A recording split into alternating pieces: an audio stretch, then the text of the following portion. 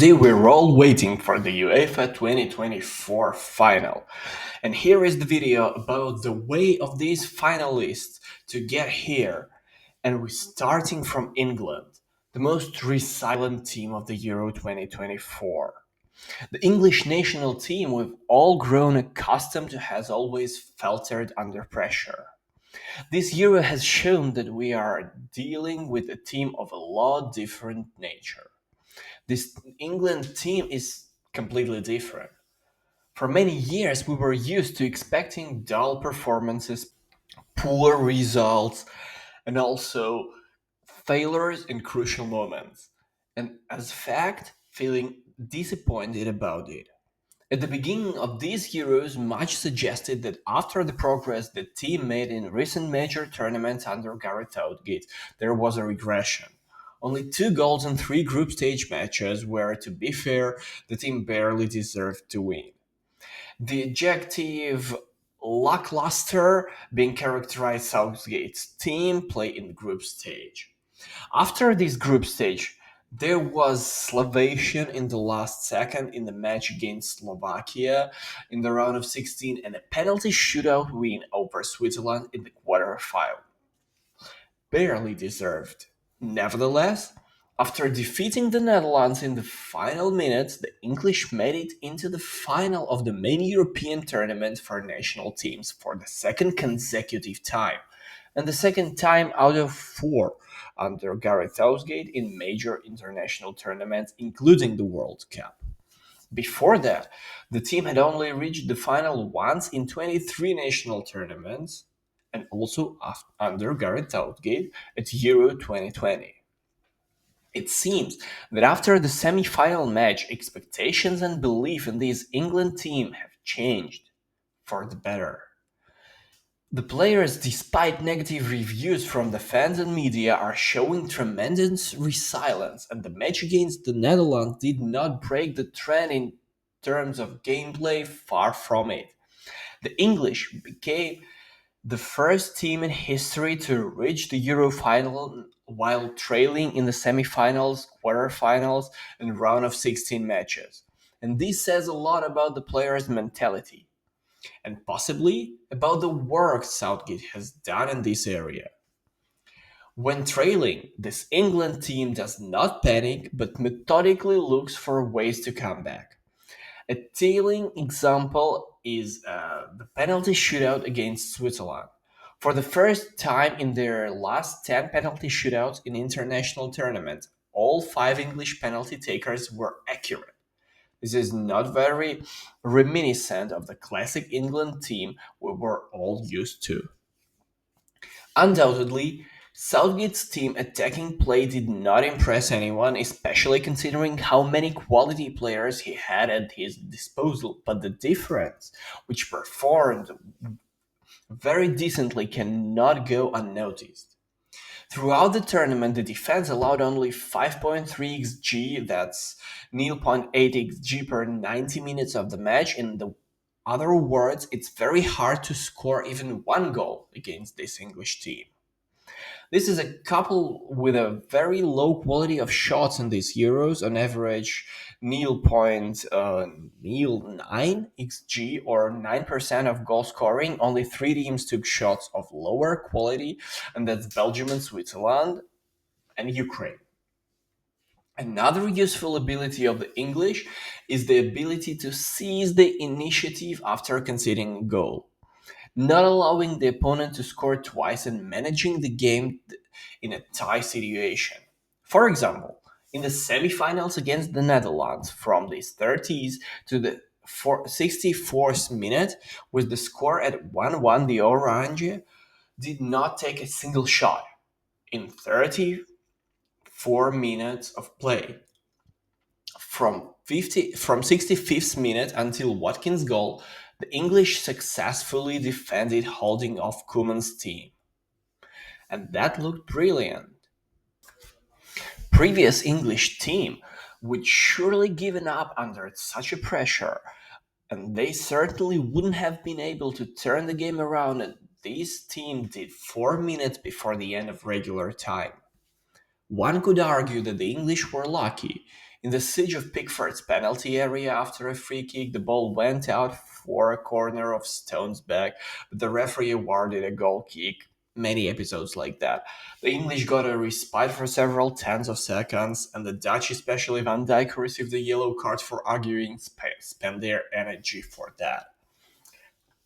This moment was a turning point. After this, Cole Palmer came on the field, and on his second attempt at an attack, he assisted Ollie Watkins, who sent England to the finals. But before the match with Spain, there are few new obvious creatures. Before the semi-finals, England has not faced the team in the top 18 of the FIFA rankings. The Netherlands, the seventh place, and they were the highest ranked team England faced throughout the entire tournament. Spain had victories over four teams from top 10: Italy, Croatia, Germany, and France. Spain will have more possession, especially in the English half, and the Fuente team has the best expected goals figures in the entire Euro, which is twice as much as English team has. But as this tournament has shown, England does not outplay its opponent. It relies on a fairly reliable defense and silly moments of inspiration, deciding the outcome of the match in a short period of time. Bellingham's bicycle kick in the 95th minute against Slovakia, Bukayo Saka's shot from outside the penalty area against the Swiss, Pickford's performance in the penalty shootout, and Watkins' goal sending England to the final. These are more flashes of brilliance than signs of dominance. The English team has both the mentality of the players and their skill, which they use to make difference in crucial moments of the match. If you combine both phenomena, you get a pretty good team, and although the players are not very attractive, it wins matches. Almost like Zinedine Zidane Real Madrid. If English win the Euro, the mental resilience they have gained may become the key to the long term success of the national team.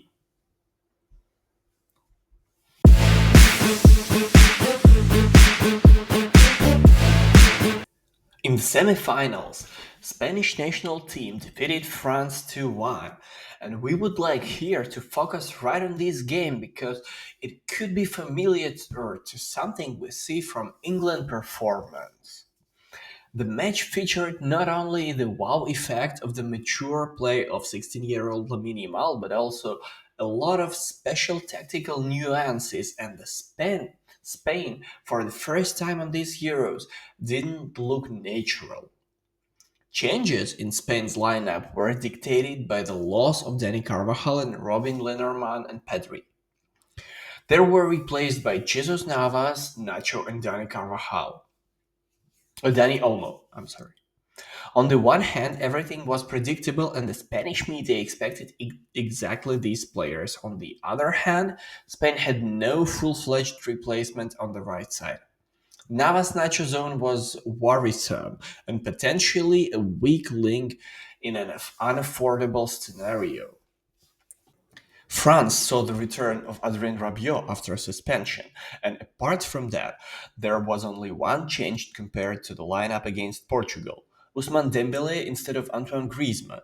The scheme also changed: 4-3-3 instead of 4-4-2 diamond. France media announced this decision by Deschamps, who was unhappy with Griezmann's form. This move fit into the broader palette of tactical experiments by the French national team on these Euros. He changed tactics in almost every match. This game was divided into three phases. First 15 minutes, Spain was passive and France pressed on a problematic flank, and the rest of the first half, Spain played their football and punished the opponents for failures in the defensive midfield. The third step was second half. France, in a chasing position, couldn't truly take the control of the ball and pin the opponent down. Spain only had one shot on target, but tormented with possession. In the initial phase, France had the upper hand. Spaniards were simply too good without the ball. Instead of pressing, we more often observed a 4-4-2 with a mid-low block. From the experience of other matches, this is the most uncomfortable mode for the Spaniards. Both Croatia and Germany created chances when Luis de la Fuente's team was pushed back to their goal. Too many players in this lineup feel more comfortable defending with pressing rather than inside the penalty area. In this case, there was also a specific vulnerability zone, the duel of Mbappe against Navas on the right. Kylian was well fed with the ball and Navas was afraid of dribbles and played insufficiently tight and gave Mbappe maximum time to prepare a decision. And all this was evident in the moment with the assist to Colomwani goal. Probably, the idea of initial precautions was precisely to neutralize Mbappe, not to give him space against Navas and Nacho. In practice, the opposite effect was achieved. The whole team was in a state of discomfort and the zone still tore apart. Quick goal conceded promoted Spain to switch to a more familiar style without regard to neutralize the opponent. At this stage, the main phase of the match became Spain's positional attacks against France's defensive structure. It was unusual, and Mbappe on the left remained in a high position, and Kante pulled out of the scheme for personal playing against Rodri. So France essentially defended with 4-3-1 plus two players out of scheme. Mbappe's position was dictated by freedom and Kante's by Rodri's positioning.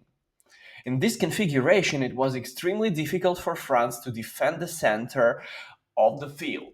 Tchouaméni and Rabiot had double work to do, and Tchouaméni defensive midfield and covering for Kante moves, and for Rabiot covering Mbappe's flank defensively and also defending the center. They were forced to split. The development of attacks before the Spanish goals was pretty much similar. Attention to Tchouaméni here, who tries to hand over the player to Rabiot, and he cannot accept it in timing because he's looking at Yamal. And the second goal, a similar situation. The continuation was different, but both teams' chaos was born precisely because of the maximum open center. Tchouaméni and Rabiot couldn't cover everyone at once, didn't agree on how to place accept, and ultimately watched the interactions of Olmo, Ruiz, and Yamal from the best positions. Deschamps' plan probably didn't initially imply such a setup for the central players, and the ratios became such precisely because of Rodri, who skillfully manipulated Kante's positioning. Probably the ideal scenario for France was with Kante, who was supported to combine defense with the scheme and also watching Rodri. The city midfielder didn't allow him to play in such mode. He led him into zones where it was impossible and just to support the scheme and maintain the marking. And here are a couple of very indicative moments. Rodri took Kante to the forward position, opened the zone in the center, and directed Nacho to make the run there.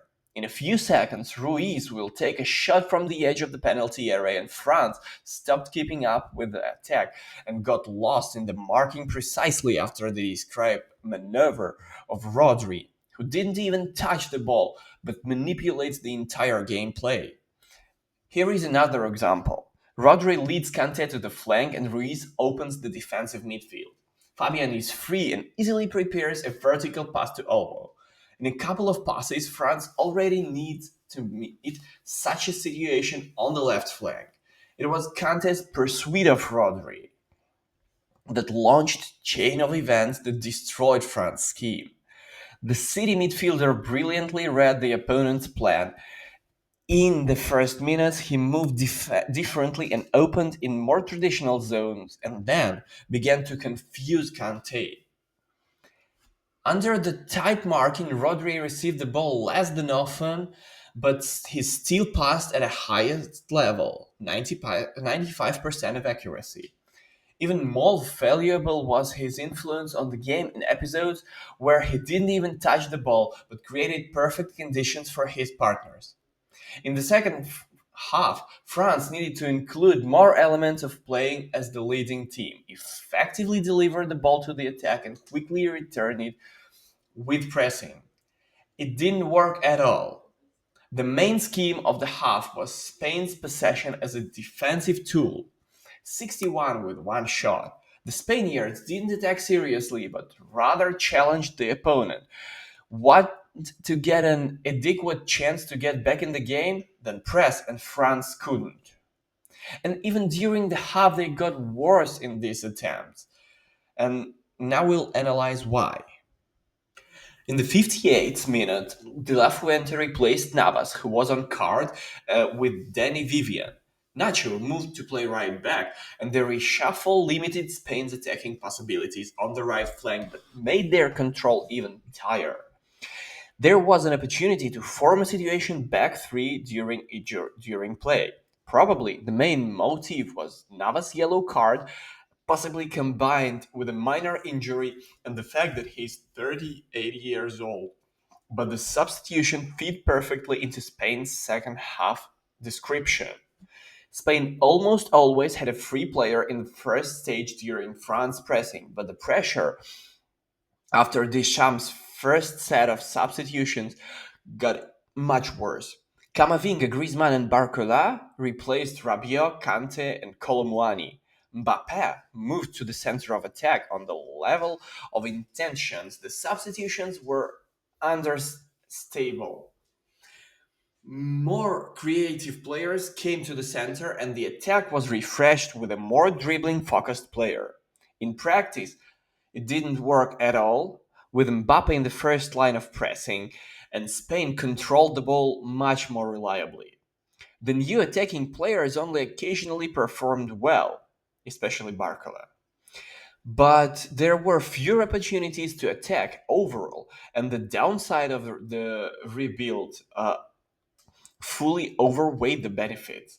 With a more attacking lineup, France just chased the ball. Mbappe led the team down. Kylian was mitigating factor. Due to injury, he can't play at 100% in every episode and probably has to deal with a psychological barrier. I also don't think he should be heavily criticized for his finishing when a player of his level consistently gets decent chances, regularly scores them for the same team at the World Cup, at the Euros, but somehow can convert them here. It's largely explained by bad luck and a small sample size. But there are two aspects that can be justified. The first is defensive slackness. Yes, we're more or less used to it. It shakes the team, but the best version of Mbappe compensates it fully for the adaptations with his contribution to the attack. But if we know in advance that the best version won't be there, is it worth it? That's a big question. The second is selfish decisions in attack. Mbappe is versatile and can play differently, but in these Euros he pulled the game onto himself. A classic episode of Kylian marking from yesterday match. Two, three opponents were drawn to Mbappe, including Yamal, while Theo remained free. Instead of playing to a free partner, Kylian tried to do everything himself, and early in these Euros, Nico and Marco Corellia delivered textbook performances in a similar conditions. In the second half of the Spain-Italy match, Luciano Spalletti brought in a backup player for right back Di Lorenzo. Williams didn't get into these duels, but cleverly involved his flank partner. Only if Cucurella distracted attention, Nico would go through. It sounds simple, it gives a free teammate, but it's also crucial, not always the first instinct of a player who feels like a soloist and sees a goal at the end of a brilliant dribble. With a selfish mindset, Mbappe greatly limited France's attacking potential. And also, let's praise Lamine Yamal. His role at the start was tactically significant. Lamine allowed the team to open up from the defensive thanks to dribbling and smart selection of positions. He constantly changed his opening type and zone. He opened to receive the ball in the half spaces and start dribbling. He opened to cover the defender and play with his back to goal. He opened to stretch the field. Yamal read the rhythm of the game perfectly and within minutes understood how to benefit from the weak links of the opponent's structure. At such a young age, he managed not just to play according to the system, but subtly react to the context of the episode and make smart decisions. The key indicator of the mature play was the involvement in all scoring attacks. Goal plus assist plus pre-assist, a key pass. But it's important to know that Yamal is more than just efficiency.